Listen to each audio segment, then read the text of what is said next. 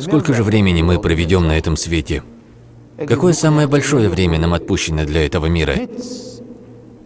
Задумайтесь прямо сейчас и спросите себя: «О Аллах, если Ты сегодня заберешь мою душу, если завтра эти люди похоронят меня, с чем же я предстану перед Тобой? Что же я сделал такого, что поможет мне? Относился ли я хорошо к родителям? Приобретал ли я знания? Поступал ли в соответствии с этими знаниями? Бодрствовал ли я ночами в молитве? Читал ли я Коран? Постился ли? Давал ли я милостыню? Остерегался ли я запретного? Что же я делал? Если мы искренне начнем анализировать, да, мы найдем возле себя эти деяния.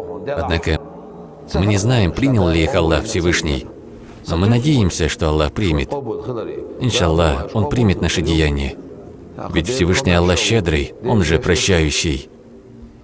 И все же мы должны всегда размышлять: «О Аллах, с чем же я предстану перед Тобой? О Аллах, если Ты не простишь грехи мои, мне некуда деться. Мне же некуда идти, некому обратиться, о Аллах. Я надеюсь на Твое прощение. Хоть я и не совершал благих деяний, я же засвидетельствовал, что нет Бога, кроме Аллаха, и что Мухаммад – раб и посланник Аллаха. О Аллах, сколько же на этой земле людей, которые не засвидетельствовали это, а мне Ты дал эту возможность. Вся хвала Тебе, Всевышний. Какая же это милость, что Ты создал меня мусульманином. Я каюсь за свои грехи. Помилуй меня, о Аллах. Вот таким образом мы должны каяться. Мы не должны обращаться к Аллаху как попало. Это не показное, не поверхностное действие. Ты должен испытывать радость от этого. Радоваться мольбе. Испытывать радость от взывания к Аллаху. Если ты любишь Аллаха и боишься Его, то ты начнешь поклоняться с любовью. Если ты поклоняешься с любовью, то тебе начинает мешать все мирское, все эти разговоры и беседы о мирском. То тебе начинают мешать люди, которые начинают с тобой беседу. Ассаляму алейкум, алейкум ассалям. Как здоровье, как дела? Как ты слышишь подобное, оно начинает мешать тебе. Когда ты слышишь подобное, оно начинает мешать тебе.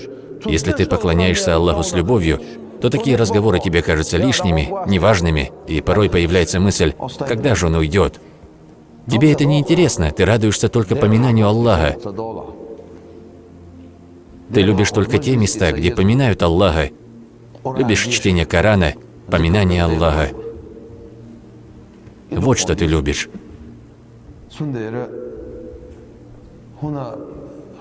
И ведь сказал пророк Мухаммад, саллаллаху алейхи вассалям: «О Ибн Аббас,